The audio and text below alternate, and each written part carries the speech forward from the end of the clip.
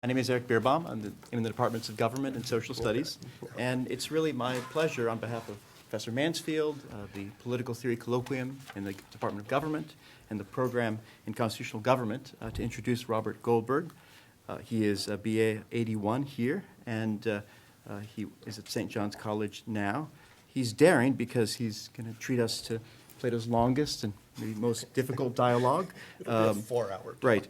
Many of you might know Aristotle. I think rather unfairly dismissed the dialogue as mostly a collection of laws, just stacked on top of each other, right? Even in one of the introductions to the laws, the editor describes it as lacking the charm and vigor of the early dialogues, but it is marked also by much uncouthness of style and by a tendency to pedantry, tautology, and discursive garrulity, which seems to point to the failing powers of the author. So I just want to set the bar, particularly, I'm not sure high or low, for Professor Goldberg. I can say personally, one of my teaching fellows, Joe Muller, taught, I believe, both of his children here, Robert's children, and so I think he's established his credentials on civic education for today. So join me in welcoming Robert to the session. Thanks. Thank you. I see a lot of old friends and my professor and family members. I feel a little bit like I'm on that old show, This Is Your Life, where I'm expecting my first grade teacher to walk through the room. So when Professor Mansfield invited me to this colloquium, I suggested a lecture I had given at St. John's on Plato's Laws, a long-term project that I began a couple of years ago, not realizing the low esteem in which it was held. And this may not fit. I later gotten written rules of the colloquium, and I think I'm violating every one of them in this lecture. So it's more of a lecture than a talk. I'll try to tone it down. Its unofficial title is On the Opposition Between Law and Liberal Education in Plato's Laws. And I assume that more of you are familiar, or at least more familiar with the Republic than you are with the laws. So I'd like to begin with a few remarks about their relation to each other.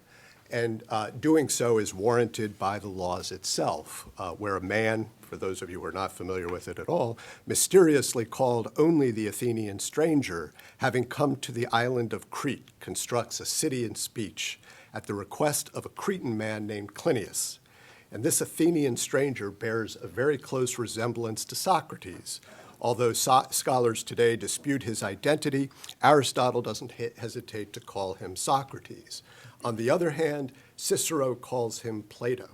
And he may be right, but in any case, the stranger is old, and his Dorian interlocutors, Clinias and a Spartan named Megillus, are even older. These three elderly men are the only characters in the laws at 12 books, Plato's longest dialogue.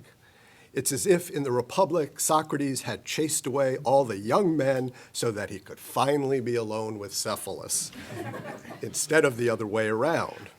Accordingly, the laws is far less radical or far more conservative than the Republic, at least in some ways.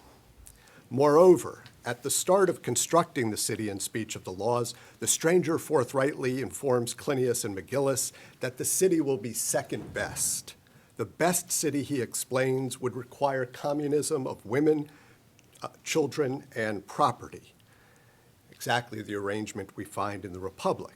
In the laws, many concessions are made to the erotic nature of human beings, a nature that the Republic seeks to deny or abstract from. Consequently, the city of the laws will be made up of private families, each with its own household. And at the same time, gods will play a much larger role in the city's life. In fact, the laws contains Plato's most extensive treatment of the gods, that is, of the question of the gods. The entirety of Book 10 seems to be devoted to proving the existence of gods who are just and providential. By the same token, the terms philosophy and philosopher are never used in the laws, much less philosopher kings. If philosophers are present in the city of the laws, then they appear in public not as themselves, but in disguise, like the stranger himself. Reason can't rule in broad daylight where Eros reigns, and Eros reigns in every city whose existence is possible. The Laws then appears to be Plato's only political work, his only work of practical politics. The second best city it constructs is possible, and not merely, as Socrates characterizes the city of the Republic, a pattern for the city within oneself, that is, a pattern for the well-ordered soul. And in fact, when Clinias suggests to the stranger that he construct a city in speech, Clinias informs him that he himself is one of 10 men commissioned to found a new colony in Crete. In other words, Clinias is to be a co-founder or lawgiver of an actual city. Accordingly, in complying with Clinias's request, the Athenian faithfully assumes the role of a lawgiver, or rather, of a teacher of lawgivers. I say faithfully because that's the role that philosophers from Aristotle to Machiavelli, Hobbes, Locke, Rousseau, and beyond have assumed ever since. Those philosophers are the heirs to Plato's Laws. Still, in both the Republic and the Laws, a city in speech is constructed. And at the same time, in both dialogues, education is an important theme, if not the most important theme. Indeed, Rousseau in the Emile famously called the Republic the most beautiful treatise on education ever written. The Laws is not as beautiful as the Republic, but it is not less a book on education. In fact, it is the Laws and not the Republic that explicitly raises the question, what is education? And it answers it, though not in a simple or unambiguous way. But before turning to the treatment of education in the Laws, I'd like to call your attention to a crucial, though puzzling fact. Plato's two dialogues on education, by far his two longest dialogues, are also books on justice. In fact, justice and the character of the human concerned with it is the primary theme of Plato's three longest dialogues, the Laws, the Republic, and the Gorgias. Clearly, then, Plato regarded the question of justice as among the most important questions. From one point of view or another, it is even the most important question of all. For some reason, Plato saw the question of education, and in particular of liberal education, as inseparable from the question of justice. The reason for this will emerge in the course of this lecture. In approaching the Laws, it will help to have in mind at least a working definition of liberal education. The one used by St. John's College is somewhat old-fashioned, but nonetheless helpful. According to our website, St. John's is a community dedicated to liberal education. Such education seeks to free men and women from the tyrannies of unexamined opinions and inherited prejudices. It also endeavors to enable them to make intelligent, free choices concerning the ends and means of both public and private life. That's not a bad definition, but we need to get into specifics. So I'll start with a question. Just what are the unexamined opinions and inherited prejudices that tyrannize us, and where do they come from? I think Socrates would say that all of our opinions are unexamined and amount to little or nothing more than inherited prejudices. Among the most important of them, perhaps for us, is this one. All men are created equal and endowed by their Creator with unalienable rights. Indeed, in 30 years of teaching undergraduates, I've never met a student who arrived at college having examined that opinion. All come with a belief in what they call human rights, and accordingly, a conviction that democracy is the best or most just political order. Nor have I ever met a student who could even defend any of this, much less prove it. It's not surprising. Almost every one of them was born in this democratic republic and took for granted its principles. If those same students had been born in, say, Iran instead, and never come to the United States, they might have inherited the opinion that our political order or regime is evil, and they might even have wished for the destruction of America. In addition, the authority for them might not have been modern natural science and Enlightenment philosophy, but rather the Quran and Sharia law. And they might have thought that the ultimate authority in a country should be not the people, but the priests or mullahs. Islamic theocracy, not democracy, they might have thought, is the best or most just regime. It should be embarrassing to us as human beings. There's a seat here for someone. Beings endowed with intellect, that nothing but an accident of birth determines many of our most important opinions. This thought alone should be enough to make us take seriously the need to examine them. But the problems go deeper. There are opinions even more fundamental than our democratic ones, some of them shared by all peoples everywhere, that have also gone unexamined and are therefore nothing more than prejudices. They include, for instance, opinions about what a human being is, what sort of thing human goodness or virtue might be, what things are required for a good life, and whether happiness, and not merely the endless pursuit of it, is possible. The most important of the matters with regard to which we hold unexamined opinions are, in fact, subjects of Plato's dialogues. The genuine understanding of those subjects constitutes what Socrates in the Apology calls human wisdom. The wisdom, as he tells us there, he himself possesses. As Socrates famously says in that dialogue, on the very day that Athens sentenced him to die for having lived his life in accordance with his words, the unexamined life is not worth living for a human being. That is to say, the unexamined life is a less than fully human life.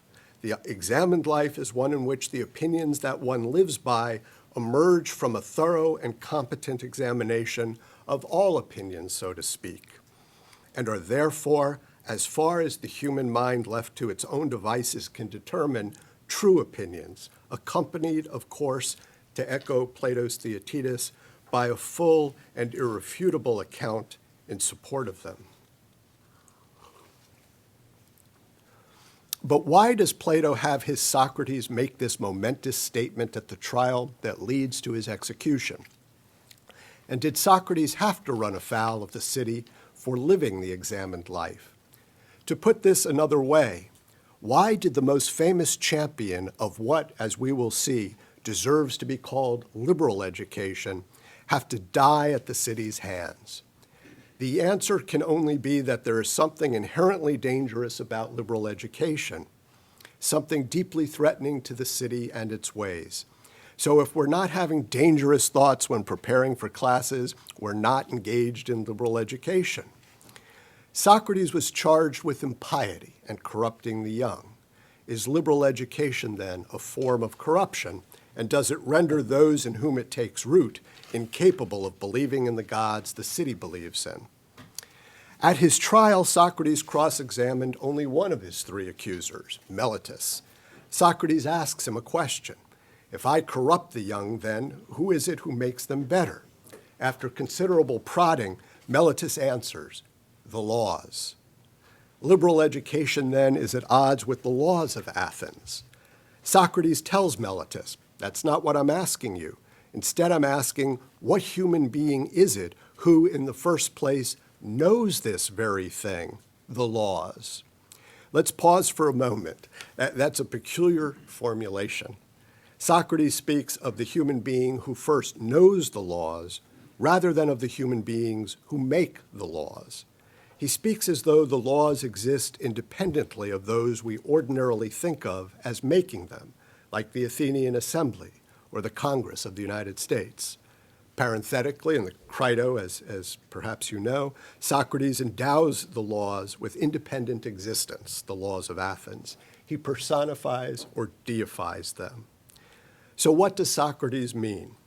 To begin with, if laws are to have morally binding power and not merely coercive force, they cannot be what Thrasymachus in the Republic maintains they are, commands and prohibitions promulgated by a ruling individual or class, including the demos, with a view, above all, to its own advantage. Nor can they be mere figments of the minds of ignorant people. To see why, consider the following. Laws embody a certain conception of justice and injustice, of right and wrong. To be true laws, that is, commands and prohibitions that embody what is truly right and what is truly wrong, they would have to be objects of discovery and not of invention. And that's why Socrates asks, I think, who in the first place knows the laws and not who makes them. It is the view of Meletus, who speaks for the men of Athens and is not very bright, that Athens' laws and all the Athenians who look up to them make the young better. But Socrates also claims to make the young better, and he does so, moreover, through liberal education. The enemy of liberal education, then, is nothing other than the city's laws and all those who have been educated by them. The enemy of liberal education is us.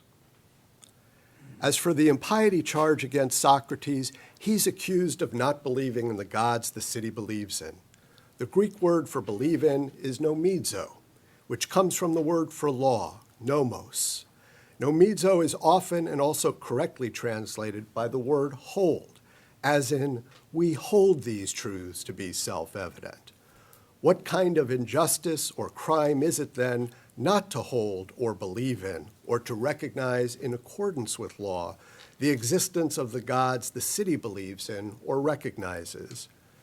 Clearly that depends on what act of the soul this nomizo, this believing in or recognizing, really is.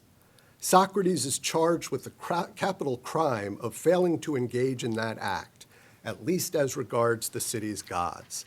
He stands accused, in effect, of a culpable failure to recognize the gods according to law.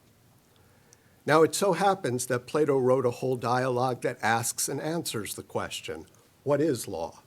Not only that, but it asks what faculty of the soul law is.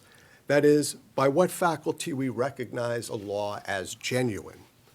That dialogue, the Minos, has always been treated as the introduction to Plato's laws. Socrates opens it abruptly asking, what is law for us? His nameless companion offers two definitions. After his first one is refuted by Socrates, the companion offers a second one that Socrates never really refutes. As the companion puts that definition, law risks being nothing other than the dogma of the city. The dogma is the Greek word he uses. The companion thus indicates that he is troubled by this definition, one that Thrasymachus himself could accept with ease. Noticing that the companion is troubled and indirectly showing us why by examining him dialectically, Socrates is able to lead him in the direction of a remarkable definition, one far more elevated and promising than the second. Law, he says, is the discovery of being. I don't think they teach that at the law school here. We might have some law students in attendance, we can find out. Law is thereby defined as one might define metaphysics or philosophy itself. However, Socrates never quite says that's what law is.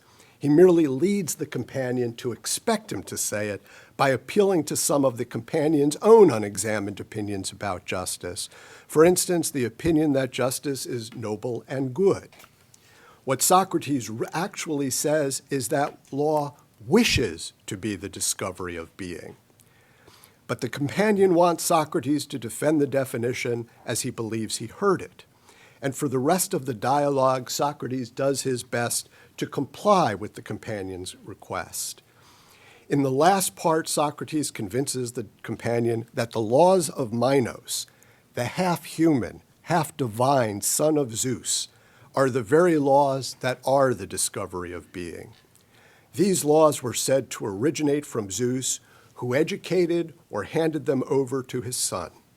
And to whom did Minos give these laws? The laws said to come from the highest God. He gave them to his people, the people of Crete, the very place where Plato sets the conversation of the laws. At the start of the laws, its three interlocutors are on their way to the cave of Zeus, the very place where Zeus is said to have educated Minos, or to have given him the laws that Minos in turn gave to Crete. One might imagine that Clinias, himself a lawgiver of a new city in Crete, was headed to the cave of Zeus for inspiration. It is part of the drama of the laws that the three men are never said to have reached that cave, nor are they said to care. Instead, the dialogue ends with Clinias pleading with the Athenian to assist him in founding the new city. The philosopher in disguise has taken the place of the cave of Zeus, if not of Zeus himself? The Laws opens with this question posed by the stranger to Clinias and Megillus. Did a god or some human being take responsibility for the arrangement of your laws? We could say then that the question of the dialogue is this: whether laws that are said to be divine really are. The course of the conversation as a whole would then reveal the Socratic or Platonic approach to answering that question. One could go further and say that the question of the laws is the question of the gods. Belief that gods exist, as well as belief that they don't, is another of our unexamined opinions. Earlier, I asserted that reason can't rule in actual cities. The Republic experiments with the possibility that it can. But even that city requires as part of the education of its citizens the famous noble lie. The need to have almost all citizens believe something to be true that a few can figure out is false is a sign of the limited rationality or reasonableness of the city. To put this another way, the city counts on its citizens to have unexamined opinions and inherited prejudices. Relating this to our own situation, we could say that Thomas Jefferson is happy to have us take his word for it that all men are created equal, or to hold this to be a self-evident truth. In fact, the beauty of self-evident truths, as Jefferson surely knew, is that they don't even have to be thought about. Such a truth, as was noted by John Locke, whose second treatise is one of the sources for our declaration, is one that contains the evidence for its truth within itself. For instance, the whole is greater than the part. That's undeniably a self-evident truth. That's one of the ones Locke uses. But let's return to the laws. To be sure, the Athenian stranger is much quieter than Socrates was in the Republic about the city's limited reasonableness. After all, he's not talking to daring young men and women with their whole lives before them and minds with the flexibility to entertain unconventional thoughts. Nevertheless, even in the laws, the city's unreasonableness is a persistent theme. Indeed, in a subdued way, this theme is present right from the start, embedded in the dramatic situation itself. The Athenian stranger's two interlocutors are men who have been formed by and steeped in the laws of their Dorian cities. Their minds are perhaps the finest products of Dorian law. But even the quite intelligent and unusually thoughtful Clinias reveals at every stage of the conversation the limitations of his law-bred mind. He's a storehouse of, at best, poorly examined or insufficiently examined opinions that he therefore can't defend. The stranger whose understanding transcends the laws of his own or any city is in complete command of the conversation. In the course of it, we watch as the two Dorians become increasingly dependent upon him. Significantly, his reasoning is able to loosen their attachment to Dorian law. But the question of the city's reasonableness does not remain a merely implicit theme. It becomes more or less explicit at the same moment that the question of education arises. In raising the question, the stranger uses a Socratic formula that suggests there's an aporia, something very puzzling about education. What in the world is it, he asks, and what power does it have? And sure enough, he gives one definition that his interlocutors are fine with, but that he himself goes on to reject. That definition is this: education is a training that leads children's pleasures and desires toward those things in which they must become perfect. Or as he restates it, the core of education is a correct nurture, one that leads the child's soul toward an erotic love of what he must do when he becomes a real man who is perfect as regards the virtue of his occupation.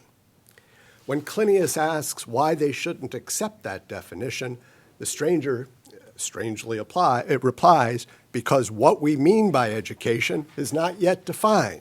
He just gave his own definition. The problem is that this is not what we mean by an educated person, he says.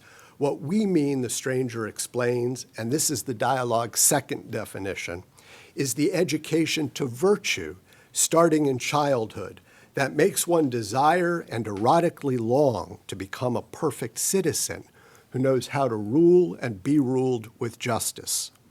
A few lines later, he implies that this education to perfect citizenship is a liberal education by calling illiberal and unworthy of its name any education that aims instead at money or some sort of strength or some other sort of wisdom without intelligence and justice.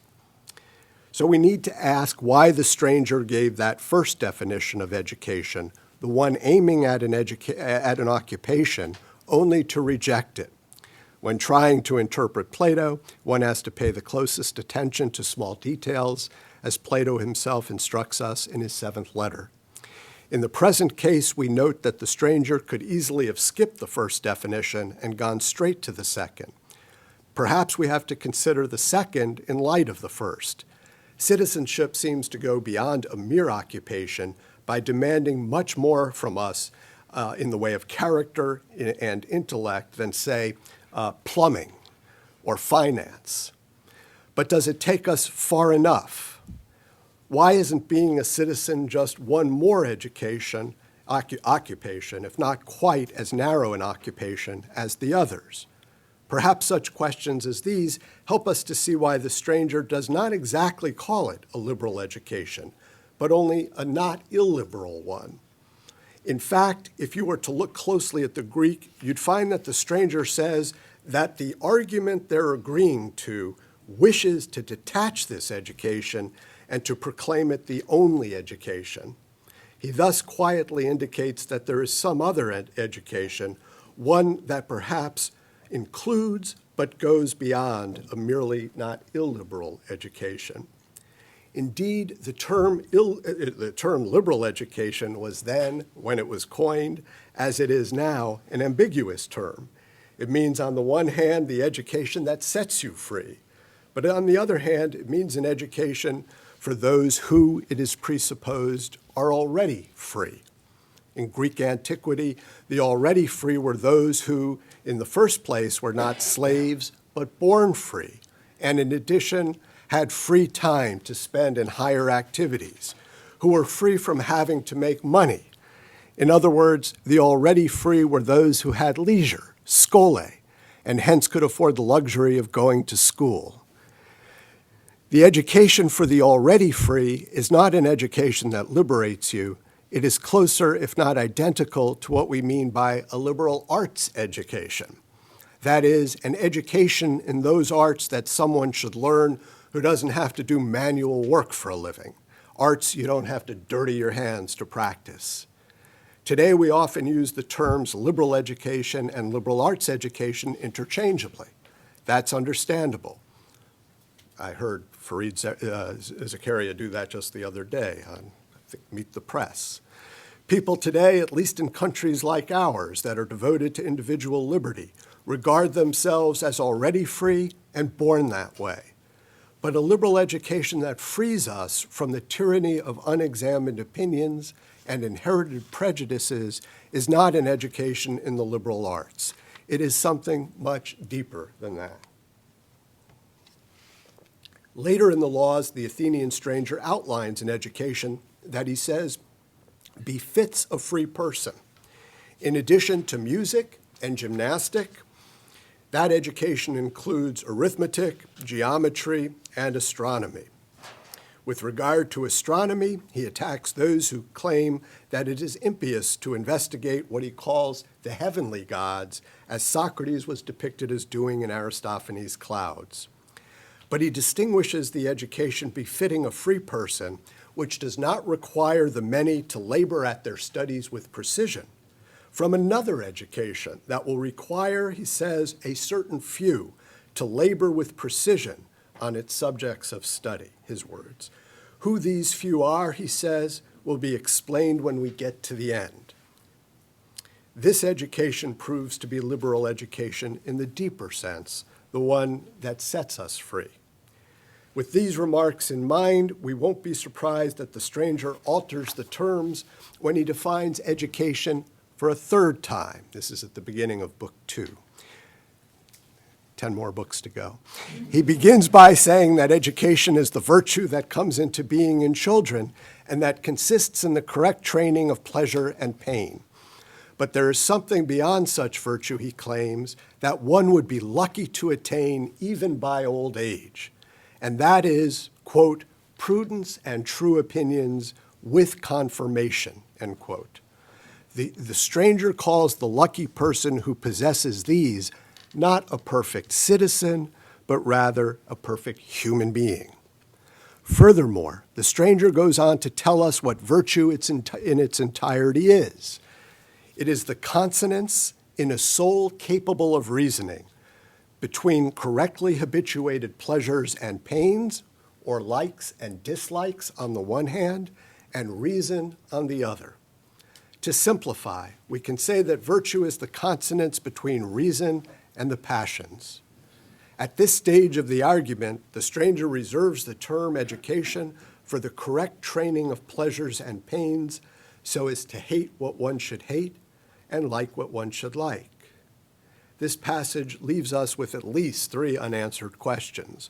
What is the correct training or education of reason that would lead one to recognize what one should like and what one should hate? Is it the same education that leads to prudence and true opinions with confirmation? And what is the relation of the perfect citizen the stranger spoke of in his second definition to the perfect human being he speaks of now? We might ask in particular, are the passions or the likes and dislikes of the perfect citizen perhaps not in consonance with reason, but in dissonance with it? That the education which leads to perfect citizenship may not be the best education simply, or even a genuine education at all, is suggested by something the stranger says shortly after. First, he notes that as the 3 of them conceded, the good are those who rule themselves.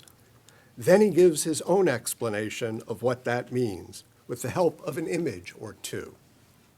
Each of us, though one, possesses 2 imprudent counselors that we will call pleasure, or we do call pleasure and pain. And connected to these 2 counselors are opinions about the future, which we call hope or anticipation.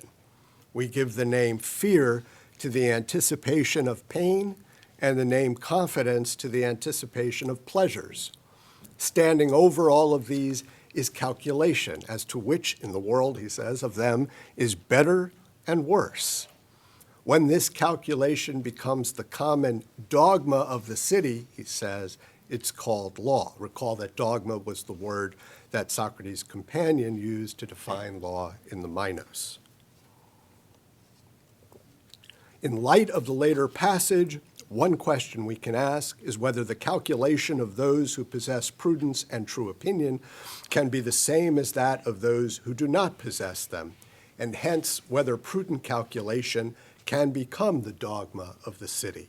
That is, whether prudence can become law.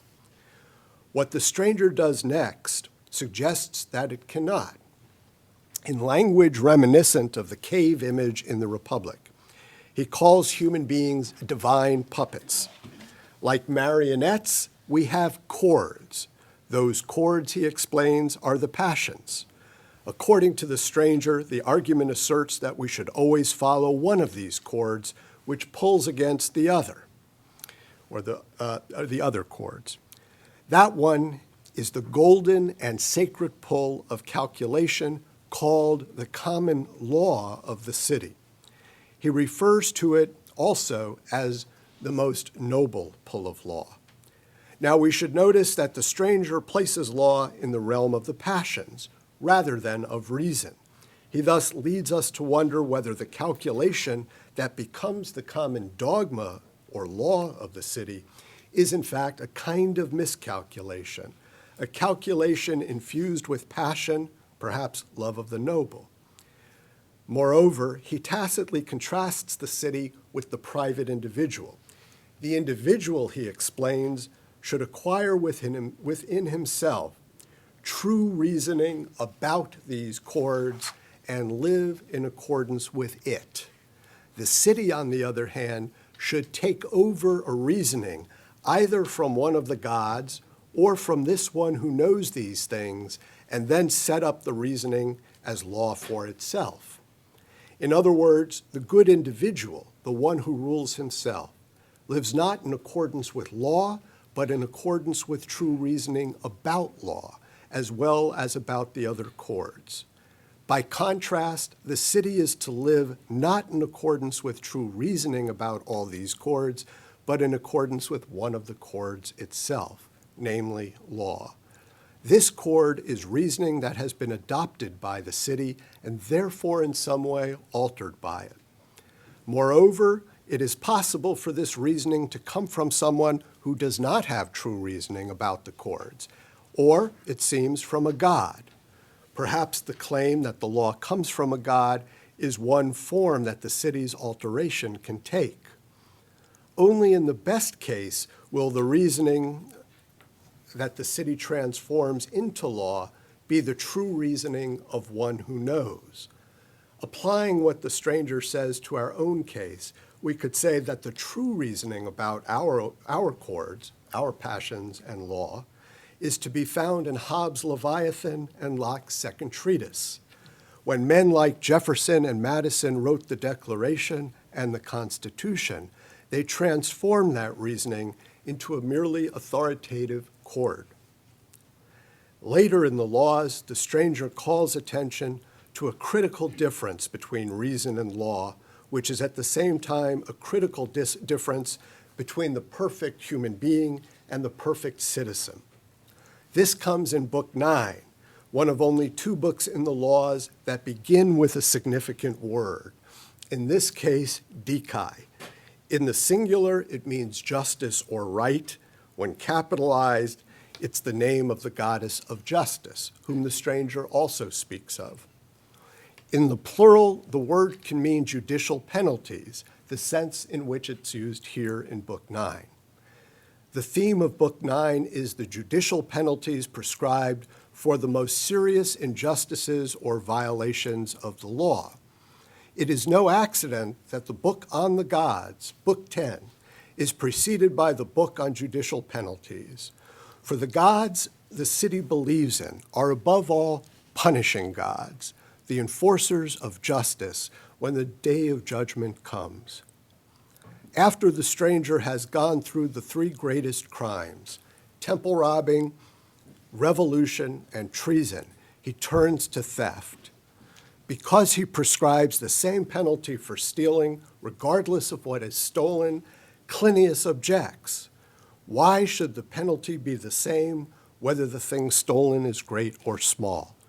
The stranger praises him and says Clinius has awakened him. Now, in the Apology, Socrates famously claims that he was sent as a gadfly to the city to awaken it, as if it were a dozing horse.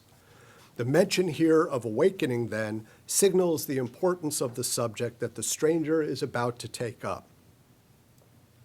Indeed, it may explain what Socrates meant by wakefulness. Moreover, the importance of the subject is underscored by something else. Near the beginning of this talk, I said that the terms philosophy and philosopher are never used in the laws. That's true. What I didn't say is that the term philosophize is used. It's used exactly twice. The first time is here, and it concerns liberal education as well. The stranger distinguishes between 2 sorts of lawgivers, one who is like a free doctor and one who is like a slave doctor. The free doctor, the one who, quote, investigates diseases from their source and according to nature, end quote, associates with his patients and both learns something from the sick and teaches something to the sick. In contrast, a slave doctor merely treats the disease without educating either the patient or himself. The right kind of lawgiver, then, is like a free doctor of the human soul. According to this analogy, citizens are like patients whose souls are diseased and need to be cured, or at least managed by law. The stranger makes the free doctor sound even more like Socrates or himself in the following. The free doctor carries on a dialogue with a free man who is sick and uses arguments that come close to philosophizing, grasping the disease from its source. According to the stranger, the slave doctor would burst out laughing at the free doctor and say to him, "Fool, rather than doctoring the patient, you're practically educating him, as if what he needed were to become a doctor rather than healthy." And it seems to me he'd have a point. When we come to the soul, however, the case is different. Its health may require or consist in education rather than, as we say, following doctor's orders. The stranger, using arguments that come close to philosophizing, says this: all those who are bad involuntarily in every respect. The argument that follows on this one, he continues, is this: surely the unjust person is bad, but the bad person is involuntarily so. Hence, one who does injustice would appear to do it involuntarily to the one who sets down injustice as something involuntary. The stranger is adamant that this is his own opinion. It is emphatically not an unexamined opinion or an inherited prejudice. It's in fact a position we see Socrates take in several dialogues. And remember that notion of consonance between passions and reason that he said makes one a perfect human being as distinct from a perfect citizen?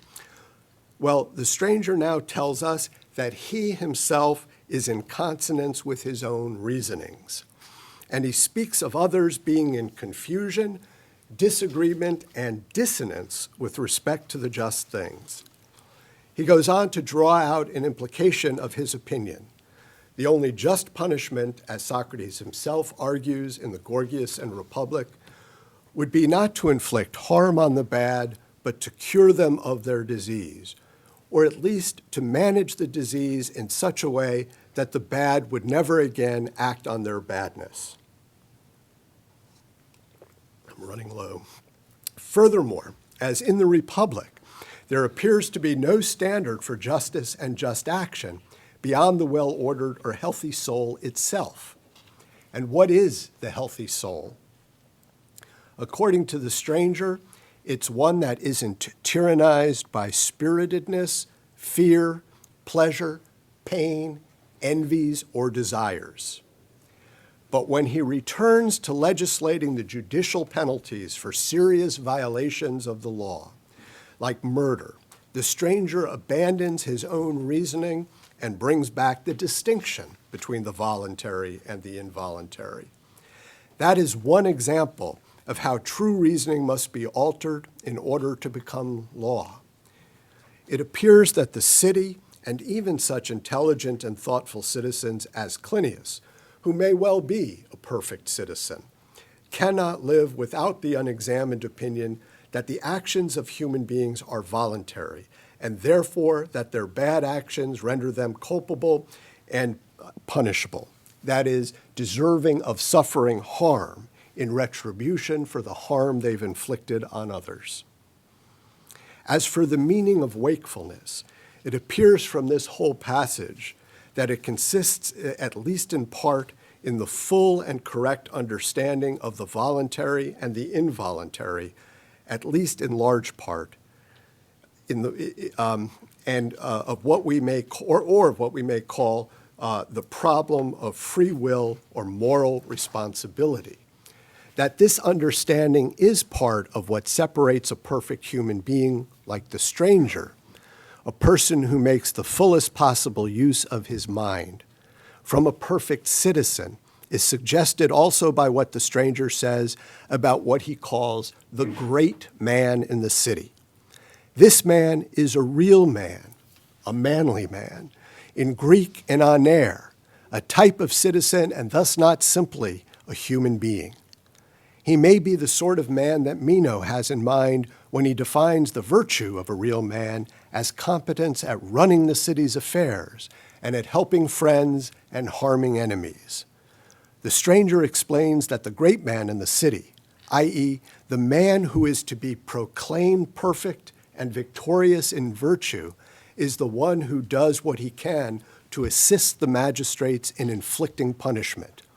Every real man, as he says, should be spirited and yet as gentle as possible, and should restrain his spiritedness and pity the unjust as long as they're curable.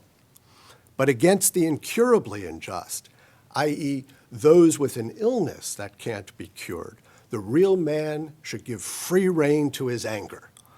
That's like saying a nearsighted man should be pitied and a blind man beaten to death. Isn't the one with the incurable illness even the more pitiable? The perfect human being, that is, the human being who thoroughly understood that injustice, along with the rest of badness, is involuntary, and thus had his passions transformed by that understanding, would certainly lack the prosecutorial zeal of the great man, who in his right mind, he would think, chooses to be an incurably defective human being, to have a sick mind or character, and the sick don't deserve to be harmed.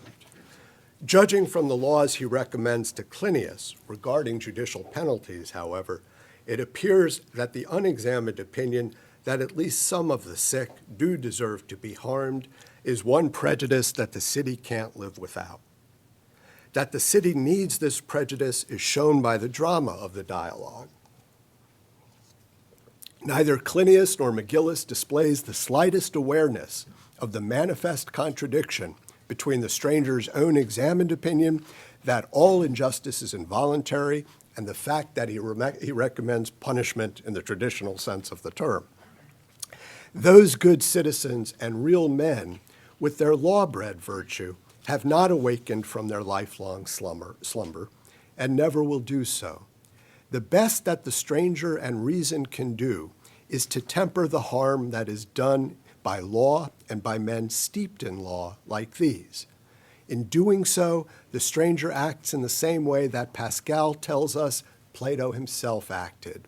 In Pensée 331, Pascal says that when Plato wrote the laws, he did so in the manner of one trying to bring order to a madhouse.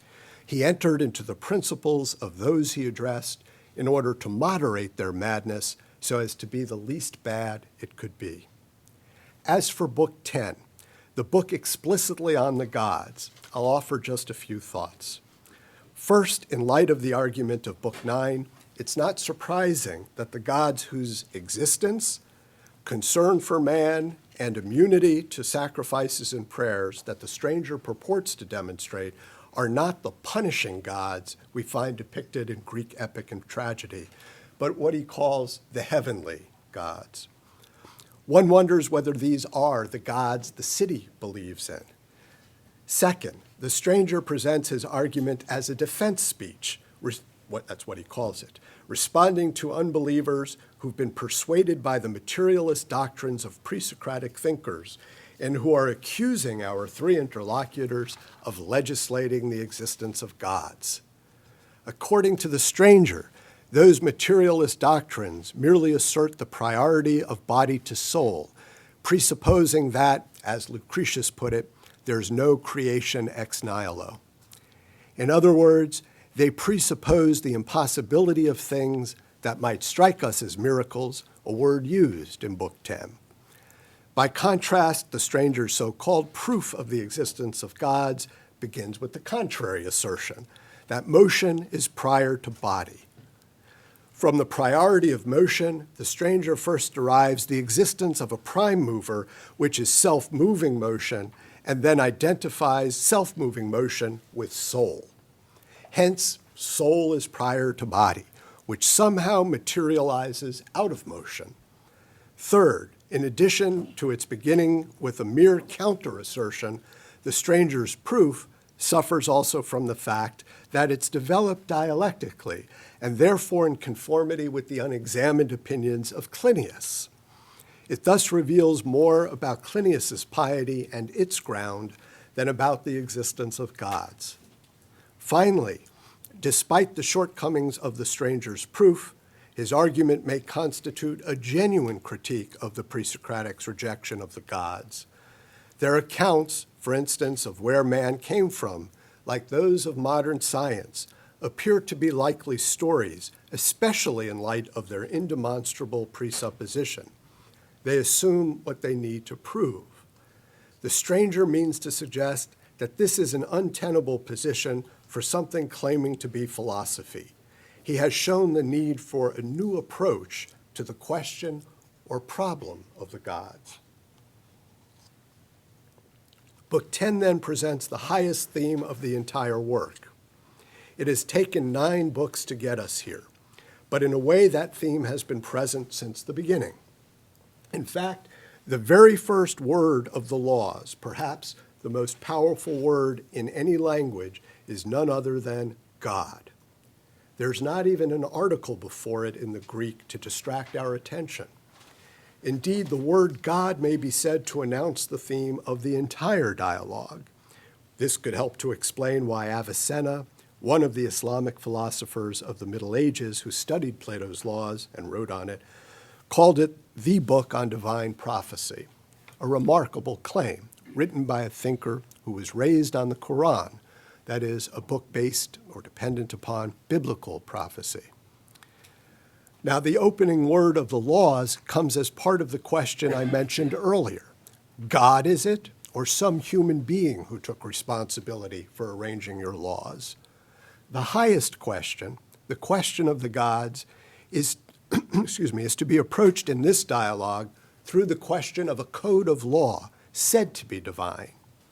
Indeed, the first word of the dialogue that introduces the laws, that is, the minos, is, as we might now expect, law. There is, according to Plato, an intimate connection between the question, what is law, and the question, what is God? Not only is the laws Plato's only practical and political work, it is also Plato's metaphysics. Let me say just a few words about the importance of the highest question. It makes all the difference as to who or what we are as human beings and how we ought to live our lives, whether the teachings of religion are true or not. Those teachings inform us of such things as where we come from, whether there is purpose and meaning to human existence, whether the cosmos is coldly indifferent or warmly hospitable to human beings and their concerns, and indeed, whether there even is a cosmos, an ordered whole, whether there is a higher law that human law must look up to, as, for example, Antigone and Martin Luther King both claimed, and the Declaration implies, whether there is a Hades or heaven and a hell in store for us if we adhere to a higher law or fail to, whether we have souls and whether those souls survive the death of the body, i.e., whether we can reasonably hope for eternal life, and whether there is an eternal being or merely the atoms and void and their temporary configurations of pre-Socratic philosophy and of modern natural science, i.e., the question of what being itself could be. We can't know what being is, or even whether being exists, when we don't even know what a human being is, the one so-called being which claims it is capable of knowing being as such. Perhaps the most conspicuous place where we see the importance that Plato and his Socrates attached to the question of the gods is in the Apology. There, Socrates claims, as I noted before, that he possesses human wisdom, but he wonders aloud whether others might possess a wisdom that is more than human, i.e., divine. To answer that question, he tells us, he went around examining and refuting others who claimed or were believed by others to be wise. In other words, Socrates tells us that the purpose of his dialectical conversations was nothing other than to address the question of whether any human being possessed divine wisdom. In telling us about the first such conversation, he gives us one of the two most famous formulations of his wisdom. I'm wiser than this human being, for it risks being the case that neither of us knows anything noble and good, but he supposes he knows something when he does not know. I am indeed likely wiser than he is in just this little thing, that what I do not know, I do not even suppose I know. This humble-sounding formulation conceals what Socrates does know. He knows, for one thing, that the man he refuted does not possess wisdom of any sort, including divine wisdom. Incidentally, just as the Laws is the only Platonic dialogue that begins with the word God, the Apology is the only dialogue that ends with the word God. Returning to the Laws, this is in Book 5, I note that after the Athenian stranger says for the first time that all injustice is involuntary, he says that the greatest of all evils is excessive friendship for oneself, prompting us to honor ourselves more than the truth. It is this, he explains, that leads people to the opinion that their ignorance is wisdom. The consequence of this, he adds, is that everyone supposes he knows everything when in fact he knows nothing. Similarly, in Book 9, after the stranger repeats and elaborates his view that all injustice is involuntary, he attributes great errors, his term for injustices, to what he calls double ignorance. This occurs, he explains, when someone lacks understanding because he's in the grip not only of ignorance, but also of the opinion that he's wise, believing he knows completely things about which he knows nothing at all. In other words, what Socrates found out about virtually all those he examined, that they suffer from this double ignorance, the stranger presents as one cause, perhaps even the only cause, of injustice. According to Plato, double ignorance can be cured only by liberal education, in the sense of an education that frees us from the tyranny of unexamined opinions and inherited prejudices. That education is the precise education which the Athenian stranger promised to elaborate when they got to the end. And it turns out it too has something to do with the gods. Who gets the precise education? As I said early on, there can't be philosopher kings in any city that is actual or perhaps even possible. The stranger attempts to make up for this fact by a few devices. One of them is to have a council that meets in the last hours of the night, the nocturnal council. Another is the famous preludes to the Laws. This council is to be the refuge of reason in the city. Its members are called guardians. And though for various reasons it can't be composed entirely, if at all, of philosophers, if any do arise in this city, they're sure to make their way onto the council. As for the content of the precise education, let me just mention to you the subjects of study that the stranger announces. Not surprisingly, those subjects are not liberal arts such as arithmetic, geometry, astronomy, or music and gymnastic, but instead closely resemble or are identical to the themes of various Platonic dialogues. In fact, the first subject in which the guardians need a precise education is virtue. Revealingly, Clinias, who has not obtained a precise education, is unable to answer the question that the stranger, sounding a lot like Socrates in the Meno, poses to him of how virtue can be both one and four. The question or problem of virtue, then, is the first subject of study. The second one is the study of things both noble and good. The same thing Socrates knew that neither he nor anyone else he examined knew a single example of. And the third subject of study, in which the guardians need a precise education, the gods. To know, to the extent that it's possible for a human being to know these things, that they exist, and how much power they appear to be lords of. That's his words. The central of these three items, knowledge of the noble and good, appears to be the link between knowledge of virtue on the one hand and knowledge of the gods on the other. Hence its importance in Plato's Apology and indeed in all his dialogues. Justice, perhaps even more than the other virtues, is one of those things spoken of in the laws as noble and good. To conclude, we're now in a position to understand the most famous image ever crafted by a philosopher and to see a deeper connection between the laws and the republic. I have in mind the cave, which is nothing other than an image of the liberal education that frees us from the tyranny of unexamined opinions. According to that image, all human beings are, at least to begin with, prisoners in a cave. Human liberation, therefore, has two stages. First, coming to the realization that we are indeed imprisoned in a cave, and second, finding our way out. But how?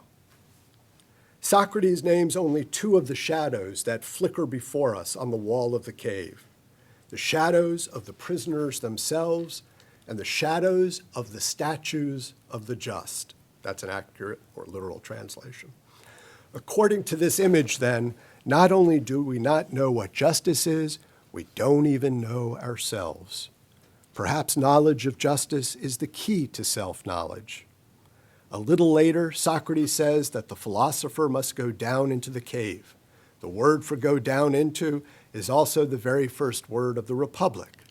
In other words, the cave is an image within the Republic of the conversation of the Republic itself.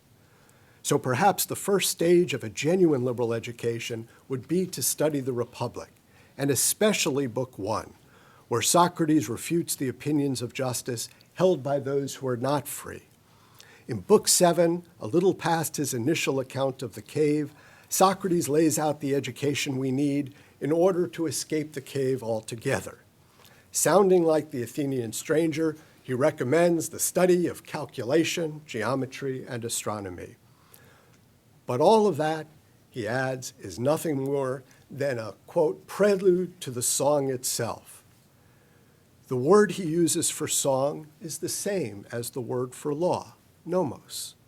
The song itself, that is, the higher education that would free us from the cave, turns out to be dialectic, or artful conversation. And the only example Socrates gives of the song or law itself is in fact the dialectical investigation of law.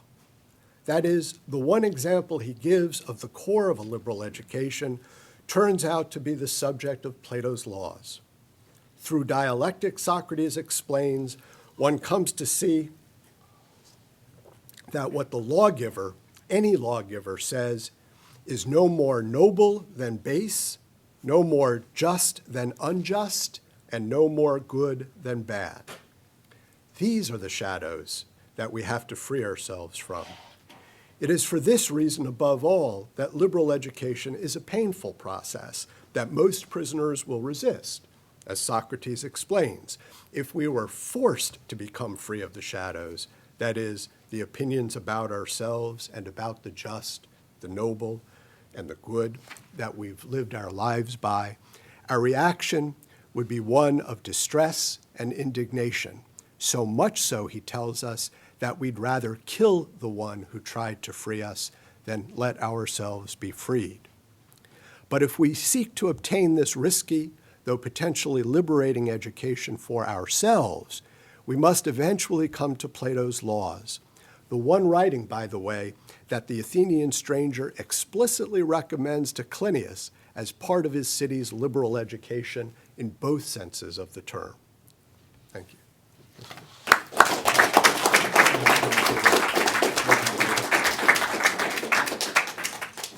Thank you, Professor Goldberg. I think book 7, Plato describes Magnesia as the truest tragedy, and somehow he's managed to read it in a way that makes it much more uplifting than that picture. And so the tradition is I'll maintain a cue, and if you want to follow up with a finger, that's allowed, but I will enforce that judiciously. There's a lot of room for exploitation. Given the talk, I feel that you'll honor that rule. And so if you could say your name, that'd be terrific. We'd like to start.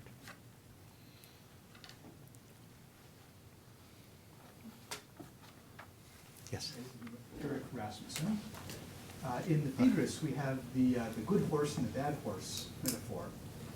And there, let's see, but the charioteer pulls on the good horse and the bad horse, and he has to do this over and over again to educate him.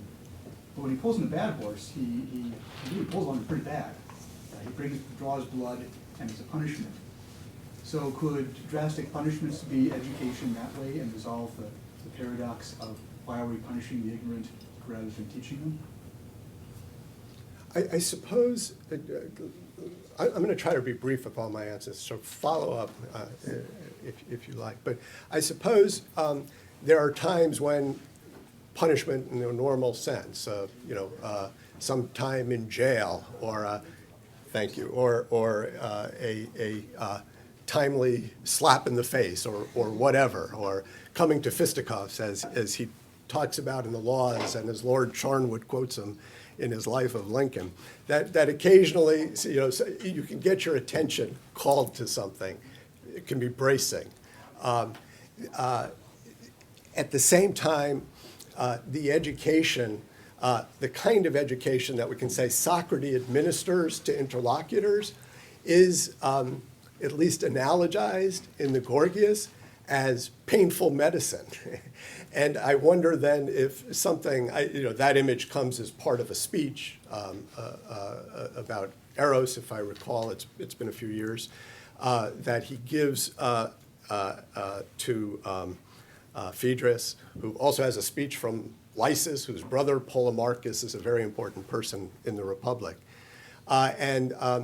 Perhaps I'd have to go back and look closely at, at that passage, but I wonder if a Socratic education, the pain that one experiences in being at a total loss, coming to understand that one knows nothing of what one thought one knew, and perhaps even begins to get an intimation of where the truths lie, which might not be exactly in the direction that our hopes point. Perhaps that's something of a painful education. Yes. Rory Schachter. A question about the rhetoric of liberal education, which you say Plato's literature belongs to. I wonder if there's a danger for academies that have the goal of liberal education, as you defined it, to liberate, St. John's defined it, to liberate men and women from the tyranny of unexamined opinions, to advertise explicitly that that's their goal. It seems the danger would be that all those who pass through their doors and at the other end, certainly those who graduate summa cum laude, would believe themselves liberated. And from a certain point of view, some of them may not be liberated, and they would be, in a way, in worse shape than when they came in, simple citizens. Could there be advantages to a more sort of ambiguous or straightforward mottos, like veritas? Well, so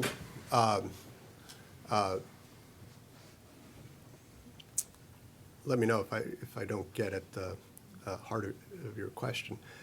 St. John's advertises itself, or used to. It may have changed its tune. It recently altered its website to attract the modern or contemporary student. It used that language, and it is old-fashioned language that I used to encounter, say, when I was in high school looking at colleges.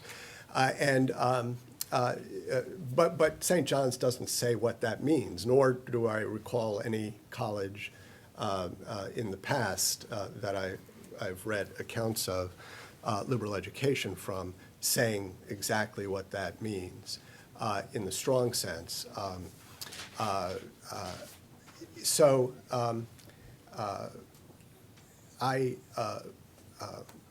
Before I came to Harvard as an undergraduate, I was a student at St. John's. That was my second stint as a college student.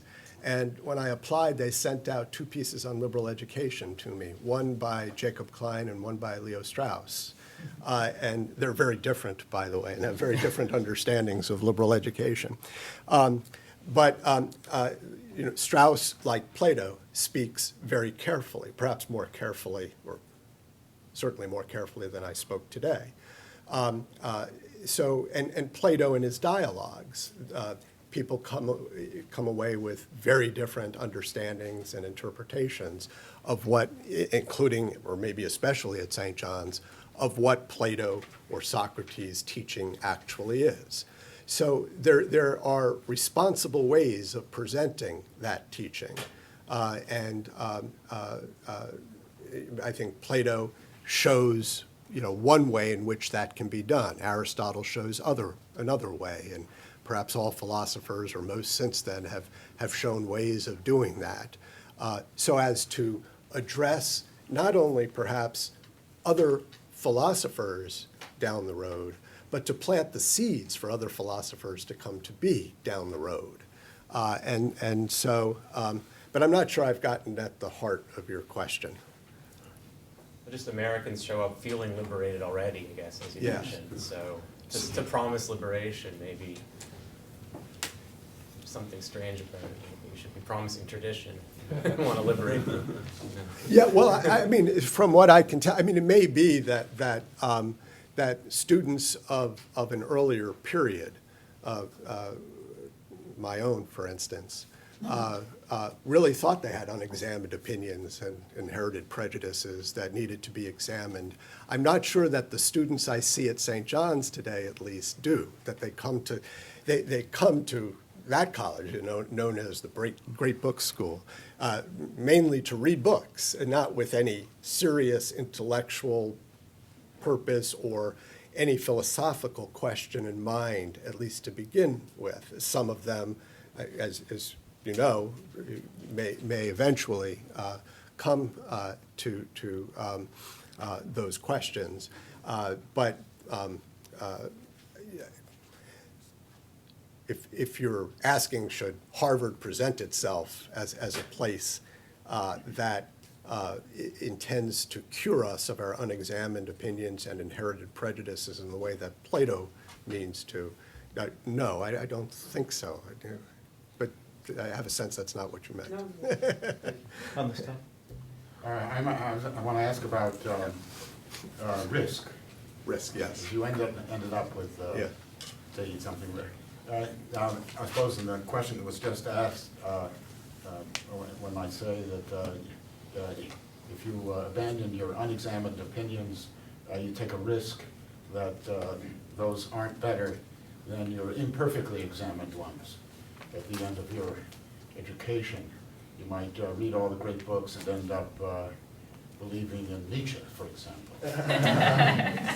Didn't you end with Nietzsche in your So we have course? two parties here, I think. What is, and risk seems to be connected to the difference between, maybe is the difference between the noble and the good. That, maybe it's not good to take a risk. At least stock market people look for a risk that is good to take. And if it's good to take, then it's no longer a risk. And so and yet philosophy, as you said at the end, does seem to be a risky enterprise. It is, but I mean, look where it got Socrates. But we would not want to say, abandon your opinions, or say in an authoritative tone, your opinions are wrong or false to students. What we want to do is, first of all, I think what Plato can help us do, but 2,400 years later, it may need the help of teachers to do this, is to make us aware that we have opinions, that we hold those opinions strongly, and that they have a lot to do, after all, if they don't seem to at first, with such old-fashioned sounding things as virtue, justice, the nobility, and help students to feel the importance of those opinions themselves, and then not to hurry in education, but to patiently study the questions. And you see, and all of the faculty, I think, who are here see that students will end up in a range of places, or they'll go a range of distances in that education and come away with a range of opinions. And probably they come away with the opinions that they should come away with. That is, some people will come away very attached to one opinion or another, or one view or another of justice, or attached to justice.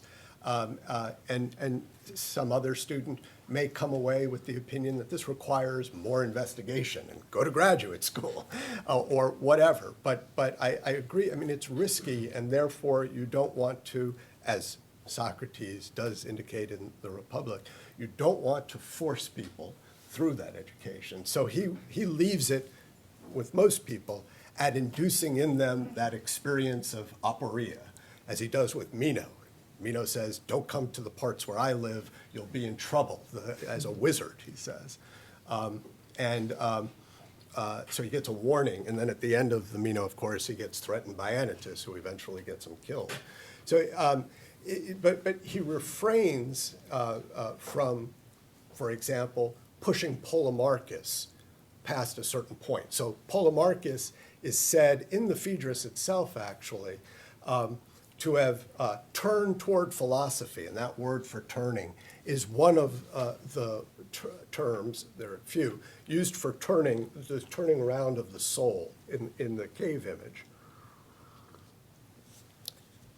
But if you look at what Socrates does with Polemarchus, it is not to force him to abandon justice. I mean, that wouldn't even be consistent, I think, as far as I'm able to discern it, with a full philosophic understanding of justice.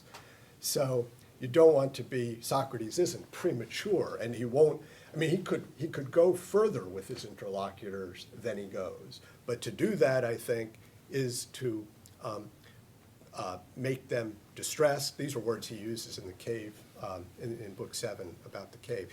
Would make them distressed and indignant and threatening to him. Not only not good for them, but not only not good for himself, it would place himself in danger, but not good for others, as he says earlier in the Republic.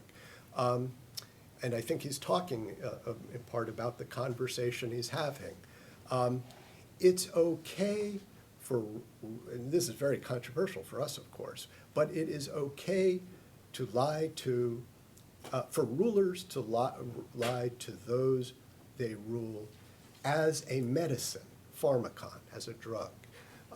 And so Socrates is to some extent misleading, perhaps, in the Republic and elsewhere, and the Athenian stranger too, with these elderly men. And so he approaches education with extreme care, and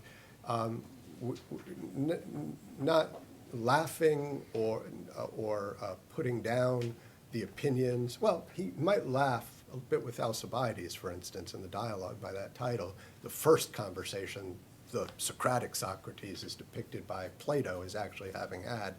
In that conversation, he's insulting to Alcibiades. But I think it's used to call to, in part, to call to Alcibiades' attention the fact that he hasn't thought enough about justice and his own attachment to it. So, again, I have the feeling that I haven't gotten exactly at what you were asking. So, We have another line on this. Oh, okay. Yes, my name's Tom Cleveland. You talk about how examining and maybe ultimately abandoning some unexamined opinions is painful or difficult. And I guess I just wanted to hear you say a little more about that. Some of the time you made it seem as though that at least one source of the difficulty is that you just grew up with these opinions and the city demands it. That is to say something like, you've been habituated into believing these things, and it's difficult and painful to give up any habit. You could say something like that. On the one hand. On the other hand, I thought you indicated that all human beings as such would have a reason to be attached to these near universal opinions. But you didn't, I don't think you said very much about why human beings are so attached to these opinions that we grow. So this is a vague question, but I wanted to see if I could elicit you a little more on that. So let me answer you this way. In Book 1 of the Laws, the stranger says, quite stunning and strange, that the purpose, end, telos in Greek, of the city is death or burial. Very strange comment. And as you go along reading carefully, as you probably have, the laws, you see that so much of the city's purpose has to do with preparing us, let's say, for death, living a decent life, and a life where we, with as little madness as possible, controlling eros, which he refers to explicitly, at least at one point, as a burning madness, if I remember correctly. The city is there, and I think this is what Pascal may have in mind. The city's there to manage us. We need the political community, as Socrates says, as the stranger says in Book 9. Without laws, human beings would be no different from savage beasts. We need laws. And part of that, though, is to manage, to direct our eros, I think, according to the stranger, and to make us as sociable as we can be. And one of the ways in which the city manages that is by appealing to our desire, maybe implanting and then appealing to our desire to be good people and to think of ourselves as good people. And in various places, one might be in the original address to the colonists, he says, you know, this, it looks like what you get from this is hopes, good hopes, as Socrates puts it in the Apology, to those who voted for his acquittal and must be very demoralized at the sight of somebody, the knowledge of somebody being, as they see it, going to his death unjustly at the hands of the city. So the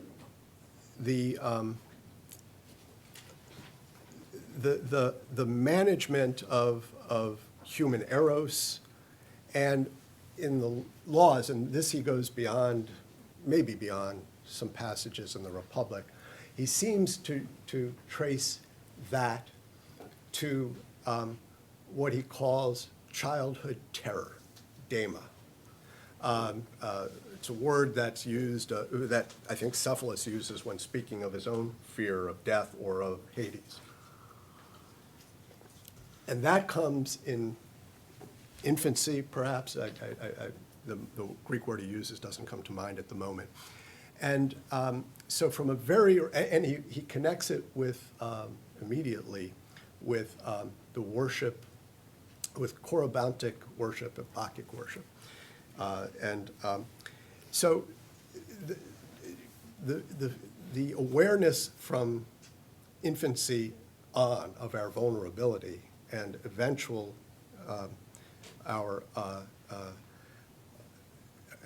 eventual awareness of our mortality, and that we're going to die, and how one addresses that, and how one directs that in order to keep us civilized, harming others as little as possible, giving us purpose and meaning in life, may be, well, is in part certainly through, and this, there are many passages, I think, that bear on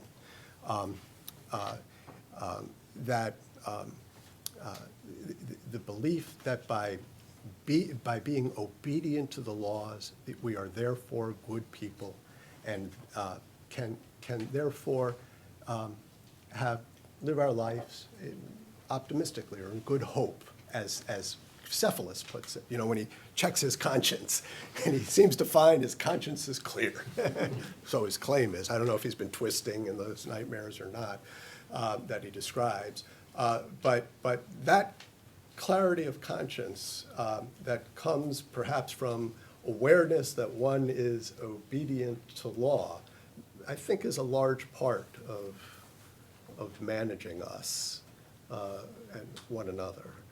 Now, I mean, in the same passage, or a little bit later, but like within a Stephanus page, maybe even on the same Stephanus page, after making giving a very strong endorsement of law and the need for law, he says, law has no power over a human mind that is truly free.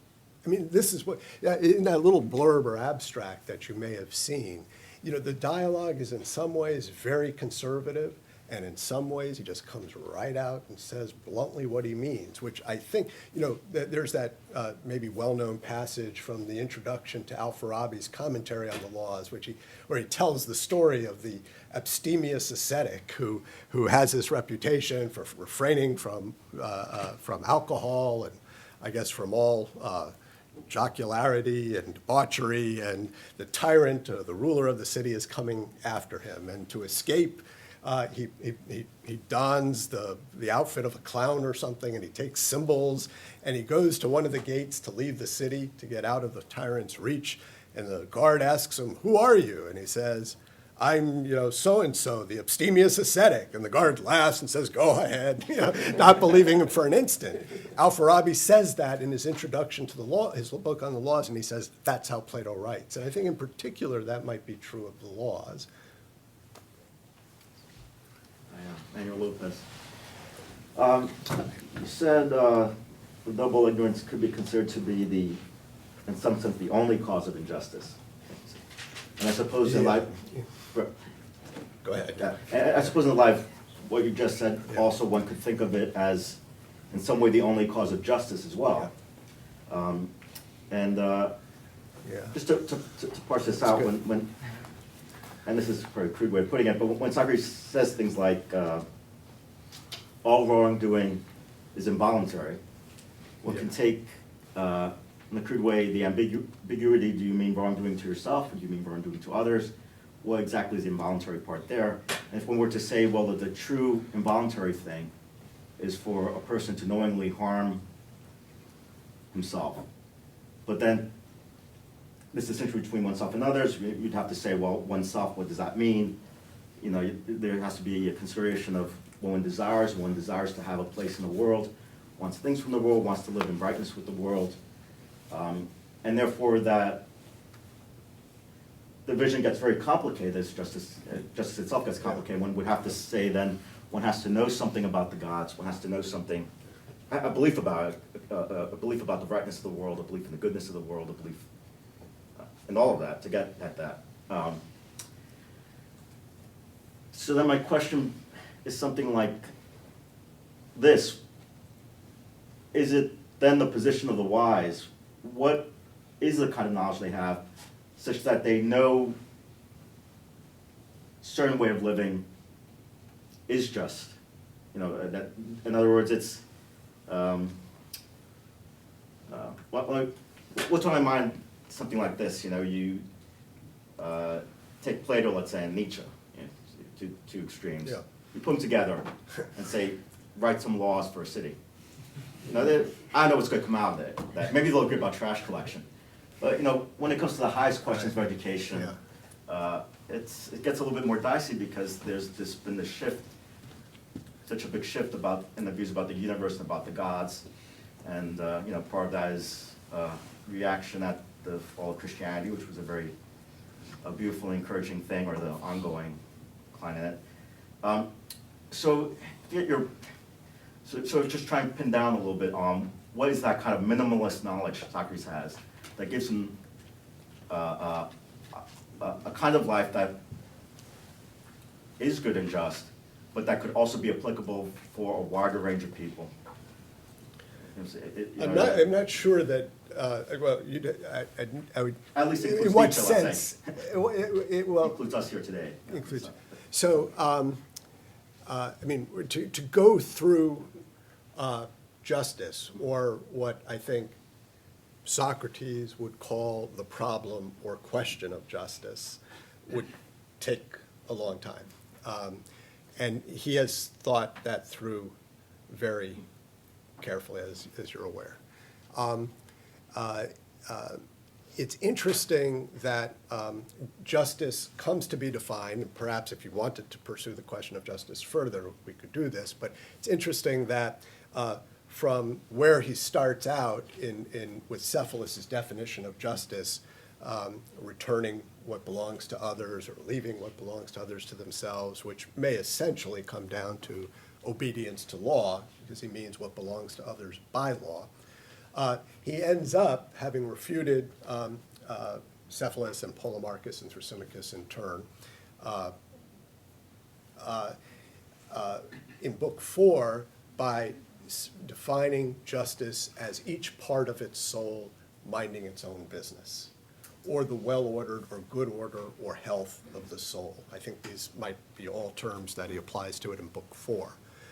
We could ask, well, how did he get there? That's certainly not a common sense understanding of what justice is. Similarly, in Book 9, the stranger says the just soul is one that isn't tyrannized over by pleasures, pains, desires, spiritedness, and whatnot.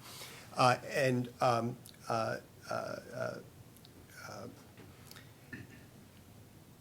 the unjust soul is one that is tyrannized over by those things. And there's an interesting, intriguing, but a little bit complicated passage I'm not sure I want to go into just yet, but it looks like, according to the stranger, justice is the well-ordered soul. Now, what's happened to justice in the ordinary sense? Question.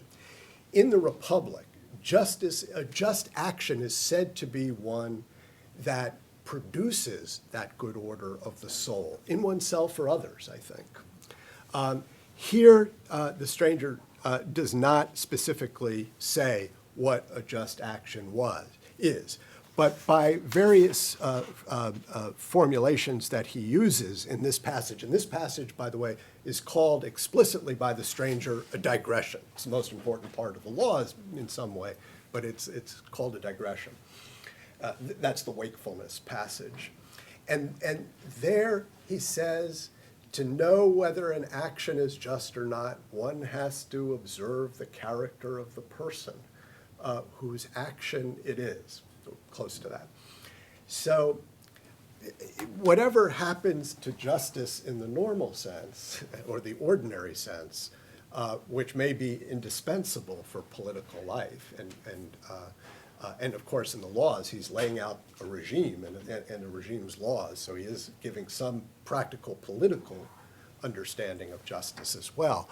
But in the end, it looks like it's, what would a human being who had this complete health, good order of the soul, how would he act in the world? And that seems to be maybe the highest standard of all in some way. How would a person who was not dominated by those passions, but had an understanding that infiltrated those passions, perhaps some evaporate altogether, moral indignation might go away is his indication, one indication here. But others perhaps get in some way purified or something like that.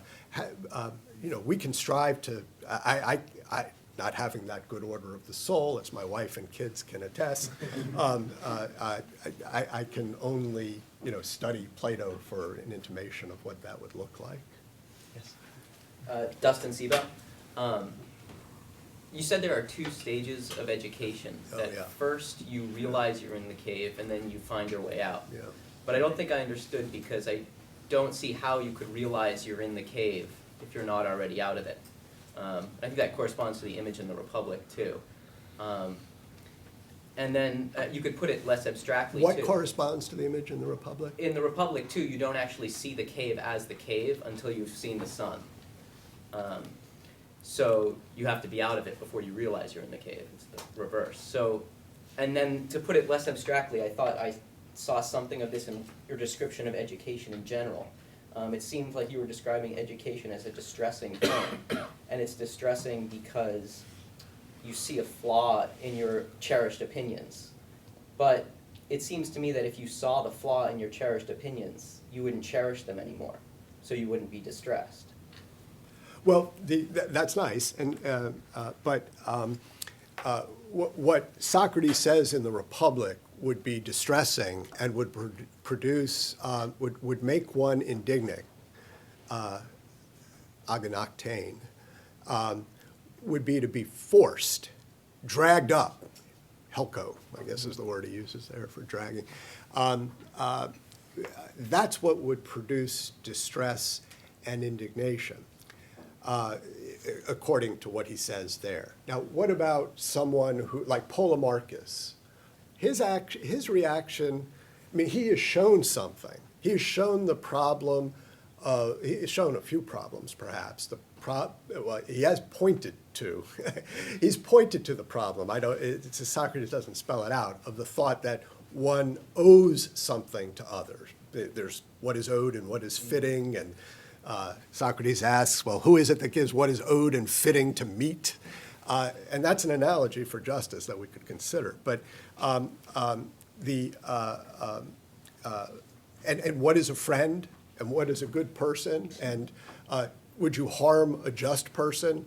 But if justice is helping friends, let's say in the sense of fellow citizens, and you're Athens fighting against Sparta, and they're helping their fellow citizens, then you have just men killing just men. Polemarchus, that does not sit well with him, a thought like that. And the other things, the last of which fits most closely with what goes on here, and that is Polemarchus is shown, or seems to think on the basis of Socrates' questioning of him, that the just man wouldn't want to harm anyone, or it's not the part of virtue to harm others. And that kind of high-minded view that he appeals to is showing Polemarchus problems with his notion of justice, but we don't see distress or indignation on Polemarchus's part. Far from it. He wants to join in Socrates in a partnership in searching for justice. But if you study some of these questions that are questions of the dialogues, what is a friend? What is justice? What is courage? And other things that we find in the dialogues and study. There must be, there's something that could be painful at first. I mean, you could discover that you don't know what you thought you knew, but that doesn't replace it with anything solid that you may need to live by. And merely discovering it, I don't think is sufficient to give up the hopes that might have been nourished by that opinion. The opinion that Cephalus has lived a just life and can expect well of an afterlife. Go ahead. Well, it just doesn't seem like there's actually another step beyond realizing you don't know what you thought you knew. I mean, when you described Socrates, what he has over the other guys, as he says in the Apology, is that he knows what he doesn't know. He doesn't claim to know what he doesn't know. So that's the end, in a way. It's not like you need to replace it with something positive. That itself. Well, but Socrates then can go much further. I mean, if he shows someone in speech, let's say he shows Polemarchus that he does not know what justice is, Yeah. that doesn't exhaust Socrates' understanding of justice, as I think you would agree. So there's a lot more to be, first of all, you don't know whether, okay, so I've made a mistake about what justice is. So it's this other thing, perhaps, or If something. he really knew he didn't understand what justice was. To know that you don't know Polemarchus, may then, already yeah. be very far down the Okay. road of education or liberal Okay. education. I mean, to get to that point Okay. of really knowing that you do not know anything noble and good, which is would also require knowing the reasons why you don't know anything, Yeah. which would require understanding what that term, which is often used synonymously perhaps with what the Greeks meant, what we mean by morality, or it might be one of the terms at least. Then Go ahead, let's move. It's Joe Kohanek, and I had a question about the role of science and mathematics. Yes. Everyone's talking about this. In the context of a liberal arts education, but maybe, I mean, befitting what we're talking about here, in the context of the Republic and the laws. Because on the face of it, it seems as if mathematics and geometry, at least, play a rather large role in liberal education as you might derive it from the Republic. Whereas I don't see the same I don't see that same phenomenon in the laws, which I've read much less frequently and much less sort of closely. But I wonder whether reflection on that might be useful for the more general public discussion about the fate of education, sort of in the face of what we take to be the necessity of educating people about these matters, science and mathematics, this kind of thing, where discussion and exchange of ideas and the model of learning that we take seriously in the liberal arts may not apply. Well, so these studies in the Republic that you referred to, arithmetic, geometry, plane geometry, then solid geometry, then astronomy, they may be preparation. They may train the mind in certain, in rigorous thought, certain kind of abstraction, he seems to say. There are things that you study when you're young. He's not recommending that, when you're 10 or bar mitzvahed, you should be taking up the question of justice. Actually, he says dialectic, no one should be allowed to come to dialectic until 35, I think, in the Republic. Is that correct? Which, by the way, is the same age, I think, at which people can start coming to the Nocturnal Council in the laws, and where the higher education is offered. So in part, it's what do we. And by the way, poetry too. There's some education in poetry as part of music, where he takes up the question of whether some whole poets should be read or only selections and anthologies. I haven't looked back at that passage recently. So there's an education that's appropriate for younger people, astronomy is a very strange one, however, of course, because. And this is connected with this, getting out of the cave and seeing the sun. The sun is a god, and he refers to the sun at one point in Book 6. There's a law in Athens that you can't deny, I think, that the sun is a god. And there's a passage, I think, in Book 6, where he's talking about the idea of the good, which is imaged by the sun there. And he refers to the sun as Helios, a god. So astronomy is this peculiar thing where it's already studying the things aloft, which is one of the things that Socrates claims is an accusation that's been out there since Aristophanes wrote The Clouds, at least. And it's an accusation made against all philosophers. And here, as I mentioned in passing in the lecture, the stranger makes a case that's so far from being impious, the gods would be angry with us if we didn't know really how the heavens work. But to know how the heavens work is to know, for example, how to predict eclipses. And eclipses, as we know, let's say, most clearly from Nicias and Thucydides, are ways that one of the ways in which the gods were believed to communicate with men.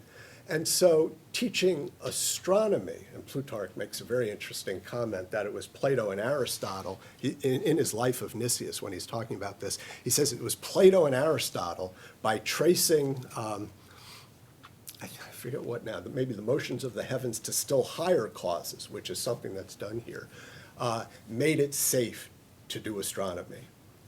And so astronomy is a different activity. It's somewhat different activity altogether because we're studying the heavens, which is already close to a study of at least some of the questions about the gods. If today would he be instead of or in addition to arithmetic and geometry, would he have multivariable calculus? I don't know what he would say as math and science as part of a liberal education. I think one thing I would say about it, science is obviously an authority in the West, perhaps the highest authority, natural science. It's worth studying natural science, and especially the foundations of natural science and Bacon and Descartes, to see exactly what science is and what it amounts to, what kinds of questions it can and can't answer, and sort of perhaps putting science back into its place. But, let me leave it at that. Is there Carly Harold. So I was thinking about the 3 definitions of education in the laws that you presented. And the first one is the sort of insufficient one that leads the soul to an erotic love of what it must do, of what the man must do, right? And then, the occupation, yeah, like the dentist. occupation, right. Arrows for dentistry. Right. And then the last one that you discussed, the deeper education is the one that leads to prudence plus true opinion plus confirmation. Yes. Right. So one thing that struck me is that somewhere between the two, eros disappears. I don't know, it's gone. And the law, as you suggested, is the thing that manages our eros, especially. But then, at the same time, the law has no power over the one who's truly free. And so what I was wondering is, what in the laws what sort of indication does the laws give, the dialogue, the laws, not the law itself, Yeah. About what happens to eros in the soul of the person who undergoes the deepest education, the deepest form of liberal education? I mean, does it just sort of calm down a little bit? Does it disappear entirely? Or what? I mean, it doesn't lead that person to become a madman anymore, right? They don't present the same kind of danger that a normal person would present without the law, right? And so some sort of transformation has happened, and I'm wondering what that is, or what some indication. That's a great of question. that is. I'm not sure it's really treated in the laws. All the dialogues are only partial, Right. even one as long as the Yeah. laws and as comprehensive as it seems to be. Thinking of the Phaedrus, obviously. Yeah, the Phaedrus, the Symposium are places. I think of the opening of the Charmides, the dialogue on moderation, or sophrosune, which means literally sound-mindedness. And Socrates sees this beautiful boy naked when his cloak opens for a moment, and he starts thinking quickly and acting sensibly as a consequence as he presents himself. He gets to narrate the dialogue, so we get his version of events. And so thought does have an effect on human eros. Is eros, this is like the big question. This is as probably many of you know, or at least many of you know, this is the one thing that Socrates in 4 different dialogues claims he understands or knows: erotics or eros, so it's a big question. What indications? Here we get.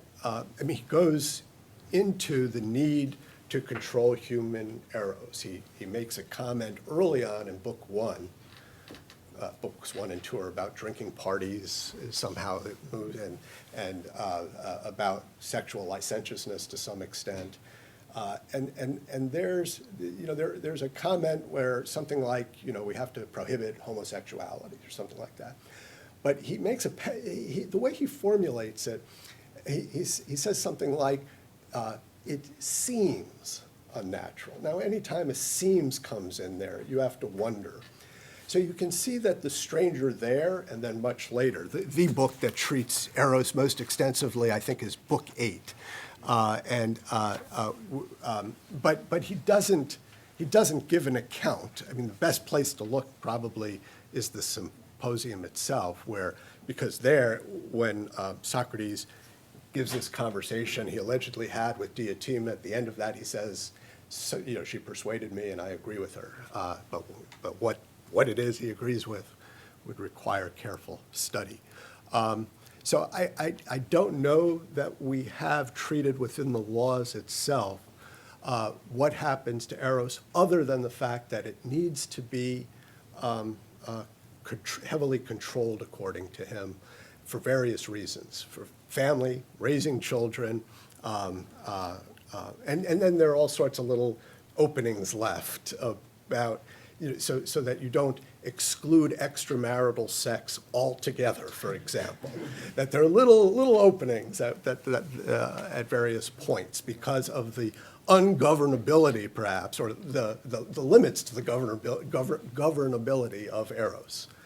So whether Eros goes away completely or remains in some purified and much more contained form,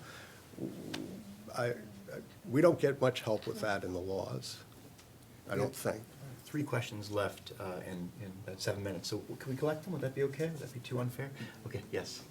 Nasa Benegar, you referred to the fact that every student that you have met believes in that all human beings are equal, and Yeah.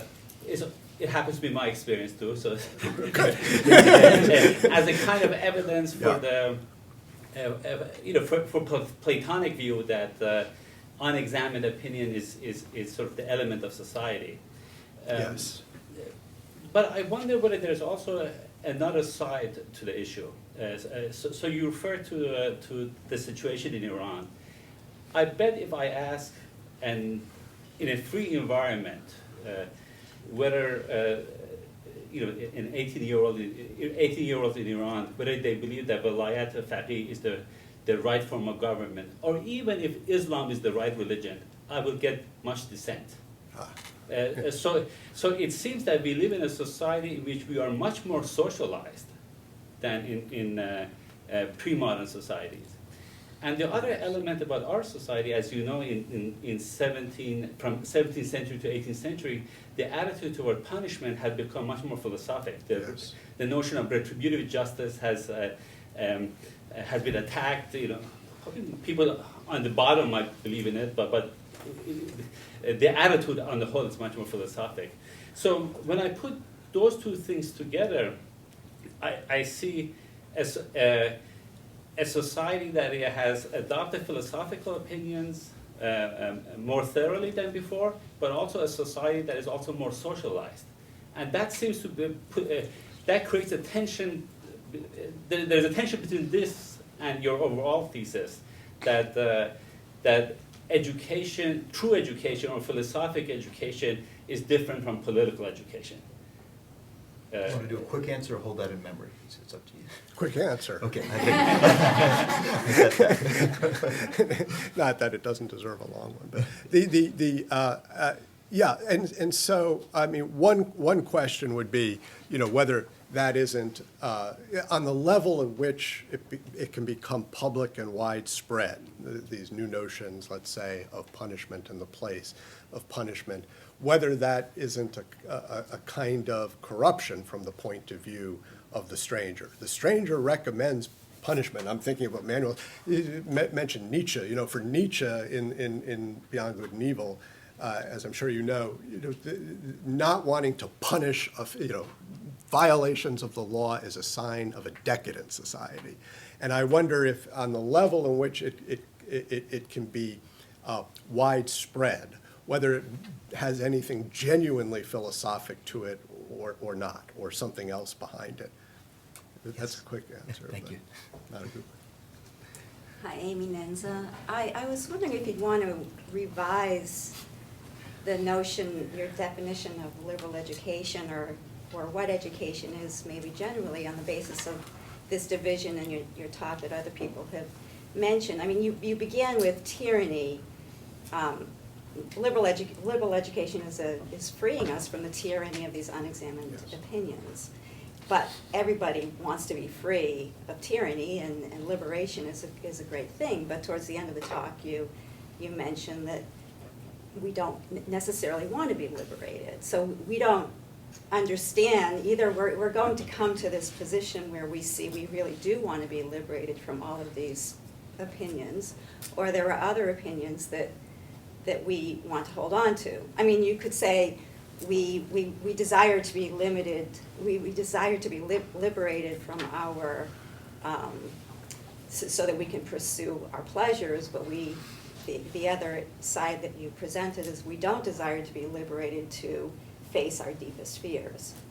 So, you know, liberal education just looks on the surface like it's just this wonderful thing, but it doesn't exactly seem to be. Liberal education in the strict sense, you're saying now. Yes, in the strict sense, but even in that strict sense, there seems to be some doubt in your presentation of it as to whether or not human beings look upon it as a good thing. Yes, so, I mean, the short answer, liberal education, if it's true that as the poet, is it Pindar put it, according to Cephalus, that hope pilots the human soul, or as Socrates puts it in Book 9, that Eros pilots the human soul. And if we would have to give up much in order to, for this full liberal education, let's say, to take root in our souls, that might require a kind of strength. And, you know, there are various terms in Plato and Aristotle used for this: rome of soul, strength of soul, robustness, maybe a kind of philosophic courage, you can hear that referred to as, I think, but a kind of strength, so that that liberal education in the strict sense is not for everyone. It's not for most of us. It's not, you know, Socrates, at the pleasure of knowing me, might say it's not for you. I mean, you know, we're in this, I'm in this kind of in-between area, and it's very difficult to give up all the things that as you think through them, and probably would prevent you from thinking through them in the first place, because something would rise up in us that would resist it or send us off in a different direction, which is what I see often happening with students, and that's probably a healthy thing that happens. But, you know, he does say, I mean, there's one or two places where he recommends this book, and related brother conversations or dialogues to these. He recommends as part of an education, and at least one of those two places. Liberal education, it's clear, has that twofold sense, the sense in which we might mean liberal education, that might be something akin to a liberal arts education, though it's changed a lot since his day, and then liberal education in this strict sense. And maybe one of the important things to accomplish, according to Plato, is to conduct both kinds of education simultaneously, so that it reaches the people that it should reach in the right way, and it reaches the people that it should reach in another way, that where it enriches one's life, maybe gives purpose and meaning to one's life, but leaves certain inherited prejudices, unexamined opinions intact. Becoming a nocturnal council, but do you want to just? I'll throw out the bill. This is related to what Amy just asked in some of the earlier questions. So true education can't mean simply showing the inadequacy of existing opinions. It has to also engage what those opinions promise. And how does one do that? And obviously we've been talking about that. Thinking of Polemarchus, does education consist in showing somebody he doesn't know justice or the kalas kagathas, and then leaving the rest to him? Or can more be done? Should a teacher attempt to do more? Can the teacher try to show something about what those opinions promise, or is this best left to the pupil to pursue on his own? Yeah, I think that there must be people, you know, Plato doesn't give a conversation between himself and Socrates, unless it's the Apology, where Plato does say, give one word, and Socrates calls this my conversation or dialogue with the city, which includes Plato, and it may be some kind of, but aside from that, I mean, just a kind of guess, that there are people who would come back to Socrates, or people who, listening to his arguments, would object, and then go home and think about his response to the objection, and then maybe come back with some more questions. And I wonder if it's just that type of person that Socrates might be willing then to go a little further with. Not telling him what he knows, but perhaps taking whatever new place he's arrived at and examining that with him, and then letting him go and see if he comes back. When you teach, you have some students, I can see some here, and some who just are, they just keep coming back with questions, you know, that they, and those students maybe you go further with than students who don't come. Don't force yourself onto students, but wait for students to come to you. And then, but I mean, I'm not pretending that I try to educate like Socrates, but maybe an educator of the caliber of Socrates would do something like wait for people to come to him. He'd go so far in a conversation, never tell what never give a full account, as full an account as I would of what I think with students. Something like that. So before we thank Professor Goldberg, I want to invite everyone to come out to a reception honoring him for this wonderful talk, and so you should be coming back like these students he's talking about. I want to confess that I've been admiring his markings, the marginalia, the most comprehensive I've perhaps seen in a talk, and I do a lot of this sort of hosting, so that speaks to the depth you've gone into. So thank you, Professor Goldberg. Appreciate it. Thank you for that. Thank you.